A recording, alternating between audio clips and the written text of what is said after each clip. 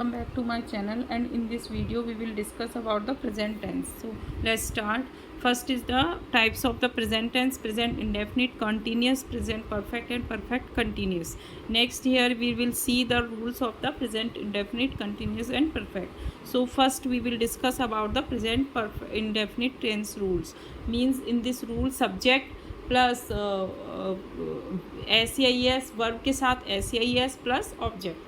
और here is the condition that if the subject is plural then you will not use SCIS with the help verb, and if there is subject is singular then you will use SCIS with verb. Okay, next one is the continuous subject plus is MR plus verb की fourth form plus object.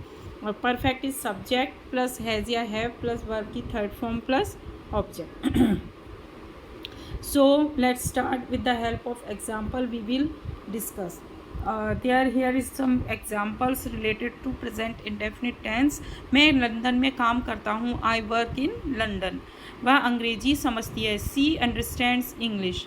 And वह हर सुबह coffee पीता है. सी drinks coffee या he drinks coffee every morning. तो here I is we denote I as a plural subject, plural pronoun. So we does not use we have not use s with the work, यानी कि helping verb. But she is the singular pronoun.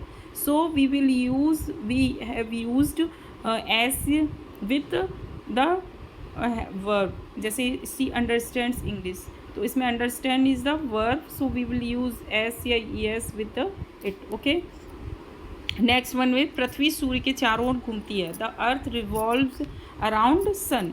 और 100 degree centigrade पर पानी उबलता है. Water boils at 100 degree centigrade. दो present indefinite में we will also, if you want to express facts of anything तो we will use present tense. जैसे वह पृथ्वी सूर्य के चारों ओर चक्कर लगाती है, तो earth revolve around the sun. The moon revolve, earth also resolve around on its axis. मतलब पृथ्वी अपनी एक्सिस पर भी घूमती है ना, तो अर्थ रिजॉल्व अराउंड इस एक्सिस. मतलब ये फैक्ट्स हैं. अगर आपको कोई से फैक्ट्स आपको प्रेजेंट करने हैं कि जैसे एप्पल धरती पर ही गिरता है. Apple always fall down on the earth due to gravity. Gravity के कारण एप्पल या कोई भी thing always fall down on the अर्थ.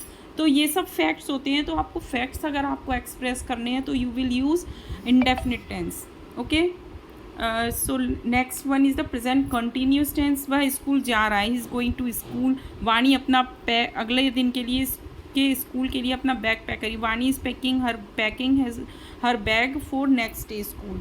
राम अपना सम्मेलन आयोजित करने के लिए दिल्ली जा रहा है. Ram is going to Delhi to attend his conference. Okay, Ram सम्मेलन कक्ष में भाषण दे रहा है. Ram is giving speech in the conference room. Sita Bharat की ओर से ओलंपिक खेलों में भाग ले रही है. Sita is participating in Olympic games towards India. Okay, next one is the present perfect tense. मैंने उससे बदला लिया है. I have taken revenge on him. मैंने उससे बदला नहीं लिया. I have not taken revenge on him. क्या आपने उससे बदला लिया है? Have you taken revenge on him. किसने उससे बदला है? Who has taken revenge on him. मैंने उससे बदला क्यों लिया? Y have I taken revenge on him.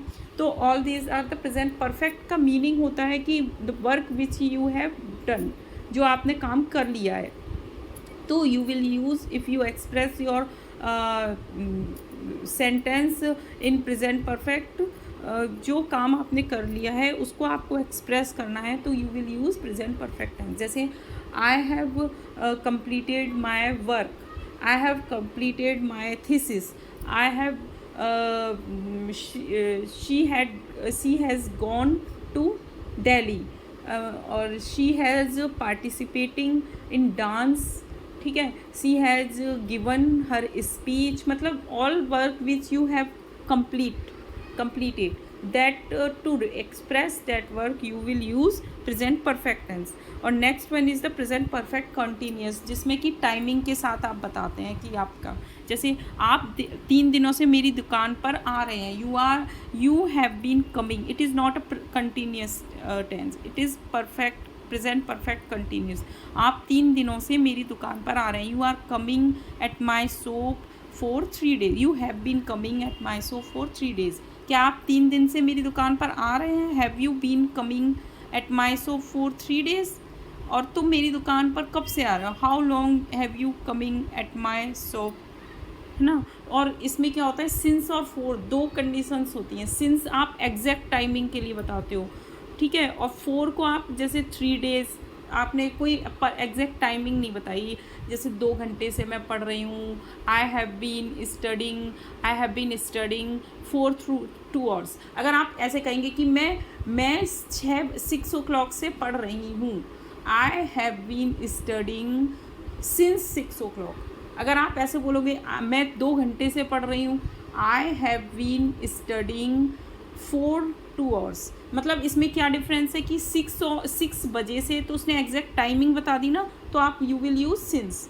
और if there is not using specific timing, it is randomly से कि 2 hours, 3 hours, 2 days, 1 days, 1 week, तो it is not a specific timing ना, तो you will use 4.